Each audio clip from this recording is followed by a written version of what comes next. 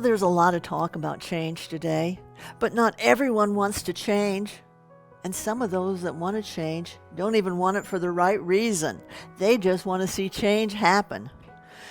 It's more difficult to change and for us to make change happen because other people don't want change to happen.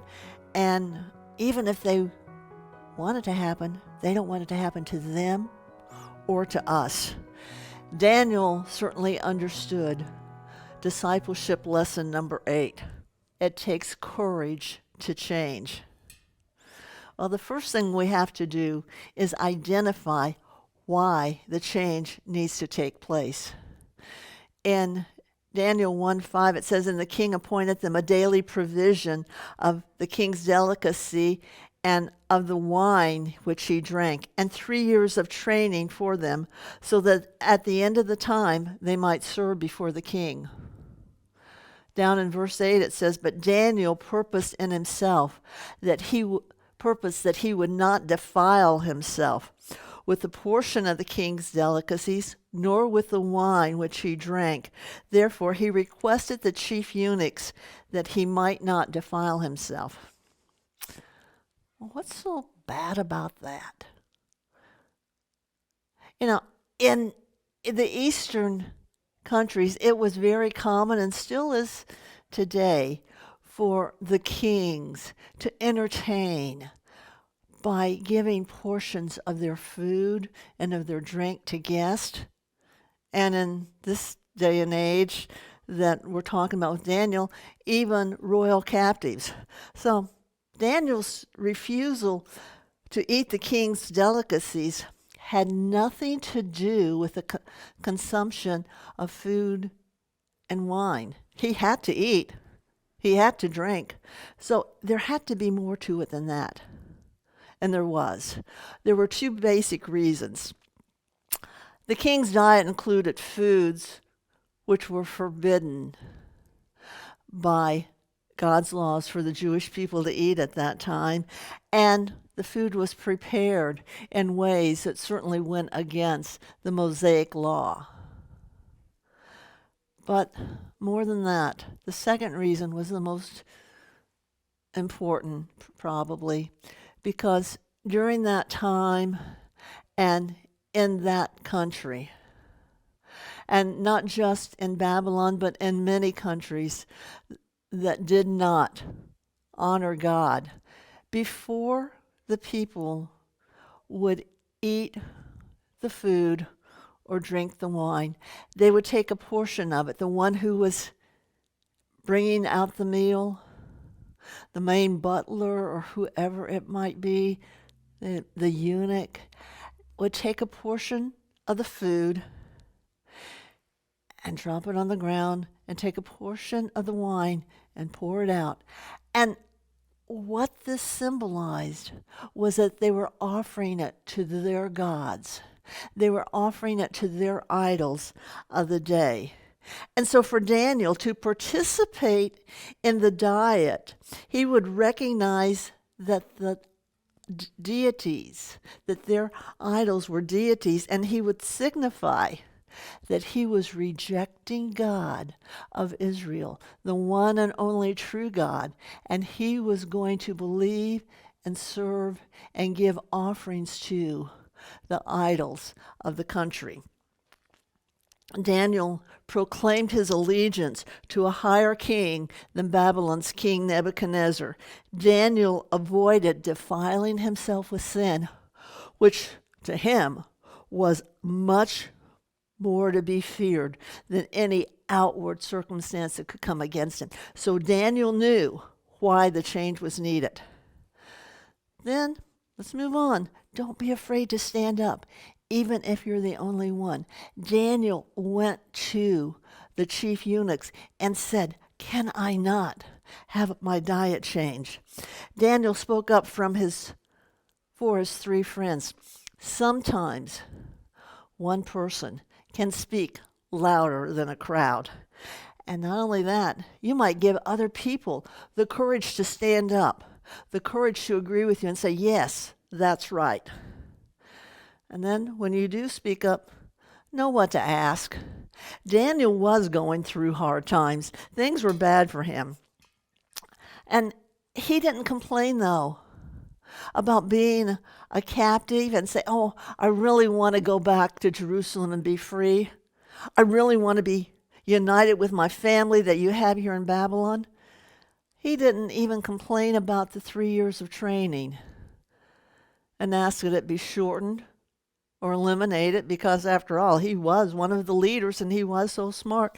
No, Daniel only asked that his diet be changed because the diet violated his commitment to God.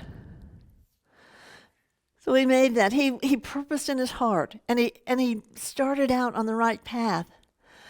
But we have to know something very important when we ask for change, and that is not everyone will change. Now God had brought Daniel into favor and goodwill of the chief of eunuchs.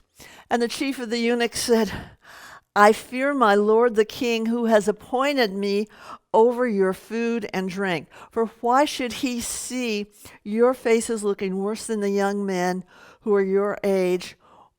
Then you would endanger my head before the king. Well, Daniel knew it took courage for him to ask for change, but it took more courage for this eunuch to change, and because of that, he was unwilling to change. We just need to understand that people have their own reasons for changing, and just because we have a purpose in our heart, just because we have a goal, does not mean that everyone will buy into it and help us to change, because it will mean change for them. So, what are some of the reasons they might have? First of all, then maybe they're just okay with the circumstances in life the way it is. Now, Nebuchadnezzar's been king for a long time. Everybody's eaten his food. Everybody's drank his wine. They've all succeeded in life. What makes you any different? This works. If it's not broken, I ain't fixing it. That's what a lot of people say. And then they don't think they can make a difference. You know, the eunuch was one person under the big king. The king of the known world, the most powerful man of the time. And he was only one guy. And the eunuch might have thought, what difference can I make to the king? And not only that, what difference can a diet make? You see, he was not Jewish. He did not believe in God. And so he couldn't understand, if you eat this food, if you eat vegetables, if you eat meat, what's the big deal? If you drink wine, if you drink water, it doesn't matter. You're still eating and drinking. No difference.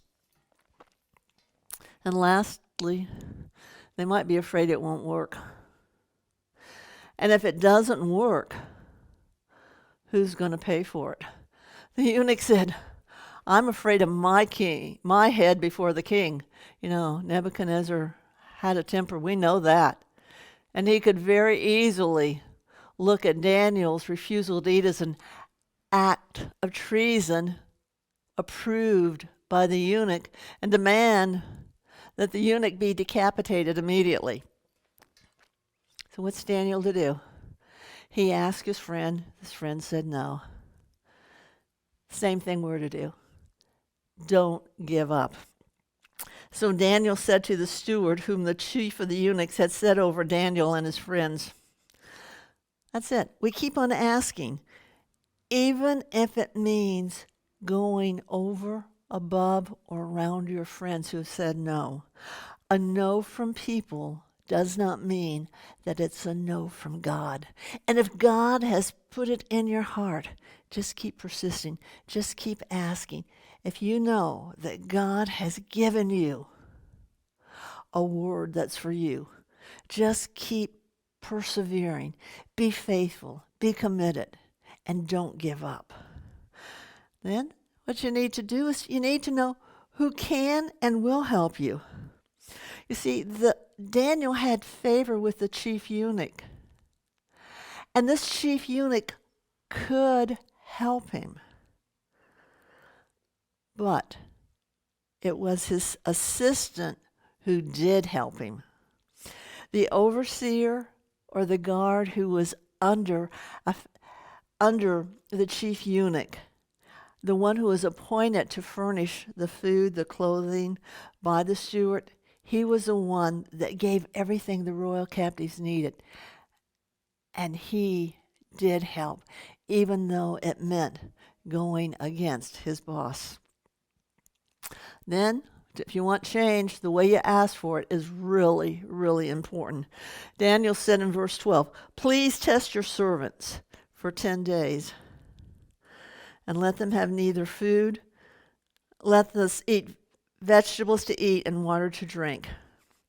You know, while Daniel had made the decision in principle, he made his objection by gentleness rather than by very harsh and brass testimony.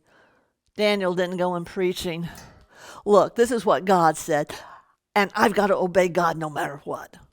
If you don't do what God says, you're going to go to hell." No, he didn't do that. He says, "Will you please do this?" Even though he was a believer and he knew that God was over the king and he knew what God wanted for him, he still had a humble and sweet attitude and spirit. And that's what we've got to remember. A gentle answer turns away wrath. God wants you to be in a position to please him, but it's not done by going in thinking you're the boss and you're the authority.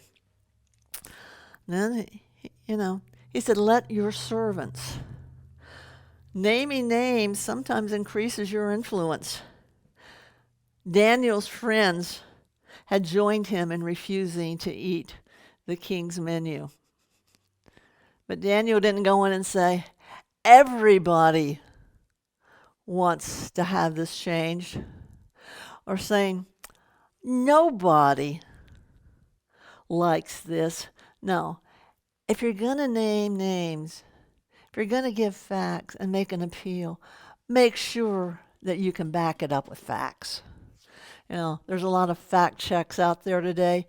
Make sure that your story will prove true if it goes through the fact check. And also, make sure that the names that you have named, when he said your servants, he meant those 3 Hebrew children among all the captives. Make sure they're going to stand up for what you believe and they're going to back up your story. Then have a plan ready. He said, do this, vegetables and water for 10 days. Be prepared with a suggestion for the change to be carried out. Now, even those who would not object to your making a change sometimes have difficulty figuring out how to bring it about, what steps of action they should take. Be prepared with that. Let them know in advance. He said, test your servant with vegetables and water. Let them know, hey, this is what's going to work. And let people make their own decision. In verse 13, then our appearance may be examined before you and the appearance of the young men who eat the king's portions. And as you see fit, so deal with your servants.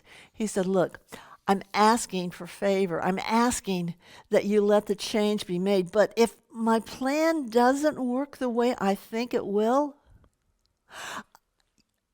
you're still in charge. You can still stop the plan. You can still bring things back to where they were.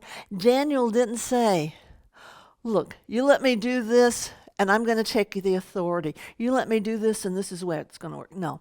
He said, let me do this. Let me show you what God's plan is and how it will work.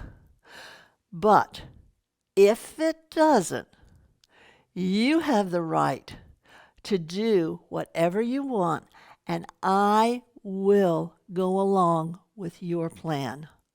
Wow. You know what? That's putting a whole lot on the line. But then we have to know God's not afraid of test. It said, so he consented with them in this matter and tested them. And at the end of the 10 days, they were healthier than anyone else. We're the ones who are afraid of the test, not God. And during those 10 days, there could have been some restless nights for Daniel and his friends. There could have been some times of temptation when they saw everyone else eating and drinking the good food. Not when they were pouring it out, but when they were actually eating it and laughing and talking and putting pressure on them. But during that time, God wasn't afraid. He wasn't afraid at all. He is never afraid to be tested. Gideon proved that when he put out the fleece. He says, God, if this is you, let me see you act here. And that's what Daniel was saying, God, if it's really you, prove yourself in my behalf. Their actions prove their faith and strengthen them for greater trials ahead. Then once we make it through, we can expect the change to last. They never had to eat the king's food again, and at the end of those 3 years, Daniel and his friends were healthier than anyone else. And Daniel was rewarded. It said in the last verse 21, Daniel continued until the first year of King Cyrus. Daniel served as a counselor from the completion of his training under Nebuchadnezzar until the end of the Babylonian Empire. God wants you to know it takes courage to do what he wants you to do, but he will be with you every step of the way.